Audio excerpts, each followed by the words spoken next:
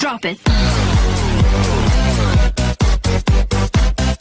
Assalamualaikum warahmatullahi wabarakatuh. Selamat pagi anak-anak cerdas. Bertemu lagi dengan Bu Lina di Bu Lina Studi. Hari ini kita akan mempelajari materi selanjutnya, yaitu masih di buku yang sama. Tema 1, indahnya kebersamaan. Tapi kita hari ini akan belajar subtema 2 ya. Nah, bagaimana kabar kalian hari ini? Semoga kalian selalu diberikan kesehatan oleh Allah Subhanahu wa Ta'ala dan tetap jaga protokol kesehatannya. Tetap semangat ya, walaupun kita masih belajar dari rumah. Nah, sebelum memulai pembelajaran hari ini, kita berdoa dulu menurut agama dan kepercayaan masing-masing. Berdoa dimulai. Are you ready for study? Yes, I'm ready. Let's study. Hari ini Bu Lina akan menjelaskan di tema 1 subtema 2. Materi tema 1 subtema 1 kemarin kita sudah mempelajari mengenai gagasan pokok dan gagasan pendukung. Nah, sekarang pada materi tema 1 subtema 2 kita akan membuat ringkasan atau rangkuman dari suatu teks. Kita pahami dulu yuk, apa itu ringkasan? Langkah-langkah apa saja dalam membuat ringkasan? Yuk. Pengertian ringkasan, yakni meringkas adalah memotong atau memangkas sajian sebuah hasil karangan yang panjang dan disajikan dalam bentuk singkat, tanpa mengurangi makna keseluruhan paragraf. Nah, berikut ada cara membuat ringkasan. Kita kenal dengan sebutan 3M saja ya, jadi biar kalian mudah diingat. Yang pertama, membaca naskah asli. Kita membaca naskah aslinya terlebih dahulu secara keseluruhan. Jika belum paham mengenai intinya dari cerita tersebut, kalian bisa mengulangi bacaan tersebut sampai kamu menemukan inti dari paragraf tersebut. Yang kedua, M-nya yaitu mencatat gagasan pokok. Setelah membaca naskah aslinya, kita mencatat gagasan pokok yang ada pada setiap paragraf. Dan M yang ketiga adalah menyusun ringkasan. Ketika kalian sudah menemukan gagasan pokok pada tiap paragrafnya, kalian susun ringkasan dari gagasan pokok tersebut. Tapi juga kita bisa menyusun menjadi bentuk ringkasan dengan menambahkan kata hubung, sehingga bisa menjadi ringkasan yang bermakna. Nah, Bu Lina akan memberikan contoh dalam membuat ringkasan. Berikut ada teks yang berjudul Perbedaan Bukanlah Penghalang. Nah, tadi cara membuat ringkasan yaitu 3M. Yang M pertama, kita baca naskah aslinya dulu. Secara keseluruhan kita baca ya, secara keseluruhan. Setelah dibaca, yang kedua, M yang kedua, kita cari gagasan pokoknya. Coba kita lihat di paragraf yang pertama. Di paragraf pertama, gagasan pokoknya yakni menghias kelas merupakan tanggung jawab bersama. Dan di paragraf kedua, gagasan pokoknya pagi-pagi hampir semua siswa di kelas Udin sudah hadir. Dan gagasan pokok pada paragraf ketiga, yakni perbedaan tidak menjadi penghalang untuk bekerja sama. Nah, kita sudah mencari gagasan pokoknya, lalu kita buat ringkasannya. Maka setelah dicari gagasan pokok pada tiap paragraf dan disambungkan dengan kata hubung dari gagasan pendukungnya juga, maka didapatlah ringkasannya seperti ini. Ringkasan teks perbedaan bukanlah penghalang. Menghias kelas merupakan tanggung jawab bersama. Semua siswa diminta datang ke sekolah untuk menghias kelas masing-masing. Kegiatan itu diadakan lomba menyambut hari kemerdekaan. Pagi-pagi, hampir semua siswa di kelas Udin sudah hadir. Edo dan Marta yang belum melihat. Mereka harus pergi ke sekolah minggu di gereja untuk melakukan ibadah pagi. Sebelum ke sekolah, Udin dan Siti mampir ke rumah Edo, lalu ke rumah Marta untuk mengambil bahan dan hiasan kelas yang telah disiapkan. Ternyata perbedaan waktu dan cara beribadah tidak menghalangi niat kerja sama mereka. Selesai ibadah pagi di gereja, Edo dan Marta menyusul datang ke sekolah. Udin dan teman-teman berbagi tugas. Ketika tiba waktu sholat zuhur, Udin, Siti, serta teman-teman lain yang beragama Islam menjalankan ibadahnya. Edo, Marta, Dayu yang tidak menjalankan ibadah sholat zuhur melanjutkan pekerjaan menghias kelas. Perbedaan tidak menjadi penghalang untuk bekerja sama.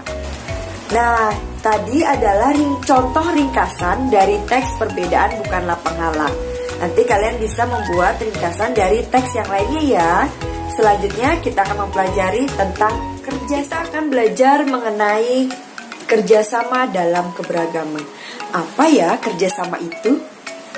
Kerjasama yakni kegiatan yang disepakati bersama untuk mencapai suatu tujuan.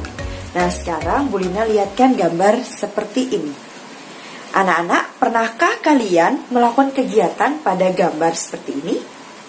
Ya, gambar ini merupakan gambar piket kelas yang dilaksanakan di sekolah. Gambar ini termasuk bentuk kerjasama yang dilakukan di sekolah. Kalian pasti sering melakukannya saat sebelum pembelajaran online seperti ini. Kegiatan dan kerjasama memiliki banyak manfaat untuk kehidupan sehari-hari. Lalu manfaatnya apa saja?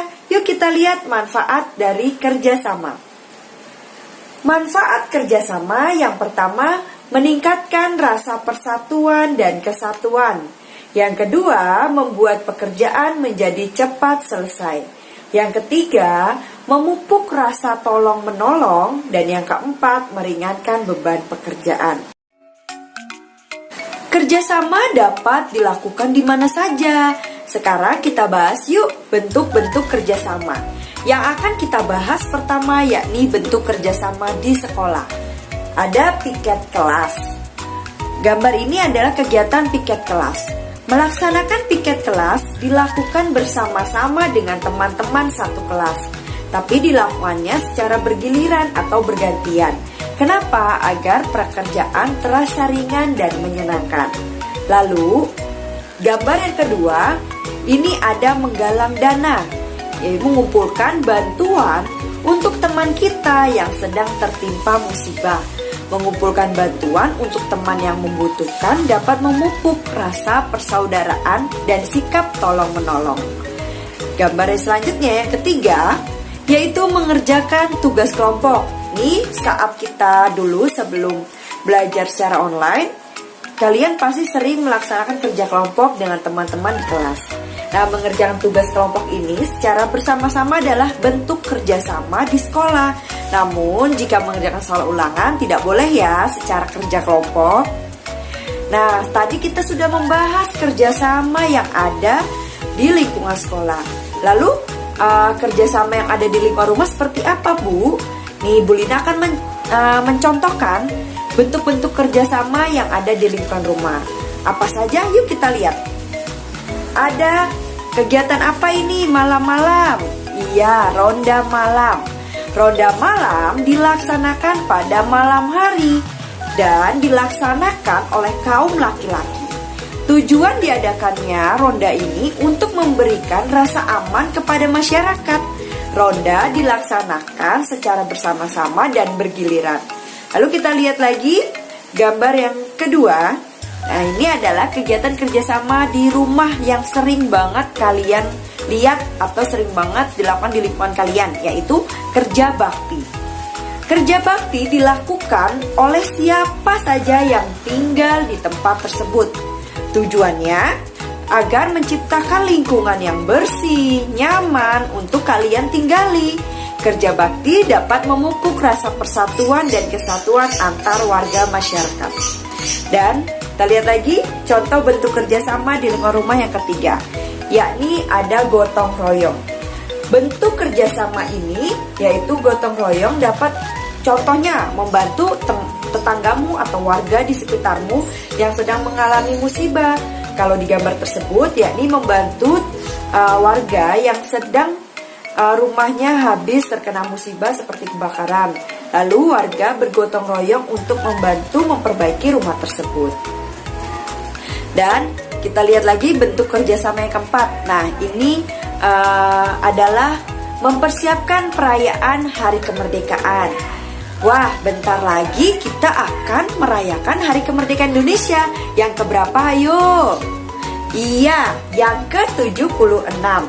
Nah, kegiatan mempersiapkan perayaan Hari Kemerdekaan Indonesia ini bisa kita laksanakan secara bersama-sama. Contohnya apa, Bu? Warga saling kerjasama menyiapkan perlengkapan atau peralatan untuk lomba 17 Agustusan. Nah, karena sekarang kita sedang pandemi, maka lomba 17 Agustusan bisa dilaksanakan secara online. Dan apa saja yang dipersiapkan? Jika tidak pandemi, kalian biasa sering melihat warga saling kerjasama dalam menghias lingkungannya bernuansa Hari Kemerdekaan Indonesia. Seperti pada gambar ini. Di gambar ini, warga menghias gapura dalam rangka perayaan Hari Kemerdekaan Indonesia. Pada tema 1, subtema 1, kita telah mempelajari tentang keberagaman suku bangsa dan adat istiadat setiap daerah.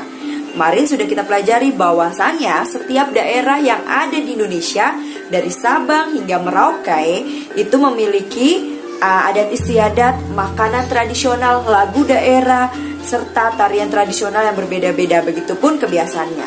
Sekarang Bu Lina akan menjelaskan tentang keberagaman agama yang ada di Indonesia serta perayaan hari besar agama yang ada di Indonesia. Agama yang ada di Indonesia yakni ada agama Islam, agama Katolik, agama Kristen, agama Buddha, agama Hindu, dan Konghucu. Dari keberagaman agama tersebut, kita akan membahas perayaan hari besarnya, kitab sucinya, dan tempat ibadah masing-masing agama tersebut. Yang pertama, agama Islam. Agama Islam memiliki kitab suci yakni Al-Quran. Tempat ibadahnya di masjid atau di musola. Perayaan hari besar keagamannya yakni ada Hari Raya Idul Fitri, Hari Raya Idul Adha, Maulid Nabi Muhammad SAW, memperingati Isra Mi'raj. Agama Kristen Katolik, kitab sucinya Alkitab, tempat ibadahnya gereja, peringatan hari besar keagamannya ada Hari Raya Natal, Jumat Agung, Hari Raya Paskah, dan kenaikan Isa Al-Masih.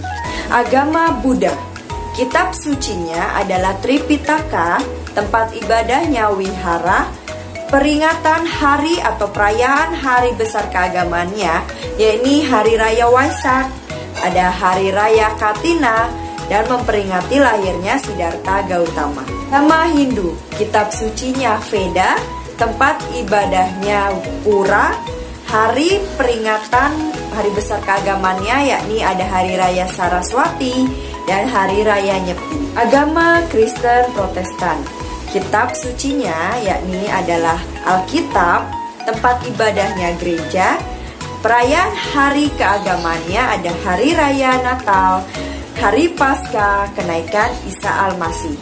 Yang terakhir adalah Konghucu, kitab sucinya adalah Sisuwuching, tempat ibadahnya kelenteng, hari perayaan keagamannya ada Tahun Baru Imlek dan Cap Gomeh. Dari berbagai macam agama yang ada di Indonesia, lalu bagaimana sikap kita untuk menghormati dan menghargai perbedaan antar pemeluk agama lain? Yang pertama, memberikan izin ketika teman akan menjalankan ibadah. Yang kedua, tidak mengganggu teman yang sedang melaksanakan ibadah. Yang ketiga, saling menghormati dan menghargai antar sesama teman yang berbeda agama. Yang keempat, bergaul dengan semua teman tanpa membedakan agama. Dan yang kelima, membantu teman yang mengalami musibah walaupun teman kita itu berbeda agama dengan kita. Jika kita menerapkan sikap menghormati dan menghargai antar pemeluk agama lain, kita dapat mendapatkan manfaat dari menjalin persatuan dan kesatuan antar umat beragama. Lalu manfaatnya apa, Bu? Yakni manfaatnya yaitu bersatu dalam bekerja, membuat pekerjaan lebih cepat selesai dan lebih ringan. Dan manfaat yang kedua, bersatu membuat keluarga, masyarakat, dan bangsa menjadi kuat. Yang ketiga, bisa menumbuhkan rasa persaudaraan. Yang keempat, terciptanya lingkungan yang harmonis. Dan yang kelima, terbina kehidupan yang di belakang Bu Lina ada gambar apa ya? Iya, ini adalah gambar bagian-bagian telinga. Kita akan mempelajari tentang bagian-bagian telinga dan fungsinya, proses telinga mendengar bunyi, serta cara merawat dan gangguan apa saja yang ada pada pendengaran. Sekarang Bu Lina akan jelaskan terlebih dahulu. Nah, Bu Lina tanya, telinga kalian jumlahnya ada berapa? Iya, ada 2, telinga kanan dan telinga kiri. Telinga adalah salah satu panca indera, yakni indera pendengaran. Telinga manusia hanya dapat mendengar bunyi dengan frekuensi 20 hingga 20.000 Hz. Nah, sekarang kita lihat fungsi telinga. Fungsi telinga yang pertama sebagai alat pendengaran, yang kedua sebagai alat keseimbangan. Lalu telinga manusia dibagi menjadi 3 bagian. Ada telinga luar, telinga tengah, dan telinga dalam. Kita akan mempelajari tentang bagian telinga luar. Seperti pada gambar, bagian telinga luar itu ada daun telinga, lubang telinga, dan saluran telinga. Masing-masing bagian ini ada fungsinya. Daun telinga berfungsi menangkap gelombang suara yang masuk ke telinga. Sedangkan lubang telinga berfungsi jalan masuknya suara ke telinga. Lalu saluran telinga berfungsi untuk menghubungkan antara telinga luar dan telinga dalam. Kita lanjut lagi ke di bagian telinga tengah ada berbagai macam bagian-bagian, yaitu ada gendang telinga, saluran eustasius, dan tulang-tulang pendengaran. Gendang telinga akan bergetar jika ada suara yang masuk lewat saluran telinga. Saluran eustasius adalah saluran yang menghubungkan telinga dan mulut. Fungsinya mengatur keseimbangan tubuh. Nah, tulang-tulang pendengaran itu ada apa saja? Ada tulang martil, tulang sanggurdi, tulang landasar. Sekarang kita bergerak ke bagian telinga dalam. Di bagian telinga dalam terdapat bagian-bagian 1. Tingkap jorong, tingkap bundar, saluran setengah lingkaran, rumah siput, saraf vestibular, saraf rumah siput. Kenapa dibilang rumah siput? Iya, karena bentuknya seperti siput. Pada rumah siput terdapat cairan yang namanya cairan limfa yang akan bergetar bila ada bunyi, dan getaran tersebut merangsang ujung-ujung saraf yang berhubungan dengan saraf-saraf pendengaran yang kemudian nanti akan dilanjutkan ke otak. Bu Lina akan menjelaskan cara kerja dari telinga sehingga dapat mendengar bunyi. Pertama, lihat pada gambar ya. Gelombang bunyi yang merambat melalui udara ditangkap oleh daun telinga kita.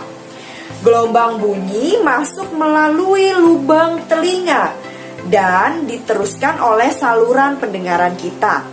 Gelombang bunyi yang diteruskan oleh saluran pendengaran tersebut menggetarkan gendang telinga kita. Setelah itu, getaran diteruskan tulang pendengaran kita menuju rumah siput, melewati tingkap jorong dan tingkap bundar. Selanjutnya, getaran sampai di rumah siput dan menggetarkan cairan limfa yang di dalam rumah siput tersebut. Getaran tersebut merangsang ujung saraf pendengaran, kemudian disampaikan ke otak. Nah, disitulah akhirnya kita dapat mendengar bunyi. Telinga kita juga dapat mengalami kerusakan. Jika telinga rusak, maka kita akan menderita ketulian. Tuli dapat disebabkan oleh 1. Lubang telinga kita misalkan tersumbat. 2. Gendang telinga kita pecah. Dan yang ketiga, saraf pendengaran rusak. Lalu, bagaimana cara merawat telinga kita? Cara merawat telinga kita, yang pertama, membersihkan telinga secara teratur. Yang kedua, hindarkan telinga dari suara atau bunyi yang terlalu keras. Yang ketiga, hindarkan telinga dari benturan keras. Dan yang keempat, periksa ke dokter THT jika kalian mengalami gangguan pada telinga. Anak-anak, tadi Bu Lina sudah menjelaskan tentang membuat ringkasan dari suatu teks cerita. Lalu, Bu Lina juga menjelaskan manfaat kerjasama dan bentuk-bentuk dari kerjasama. Dan proses telinga mendengar bunyi serta bagian-bagian telinga dan manfaat dan fungsinya.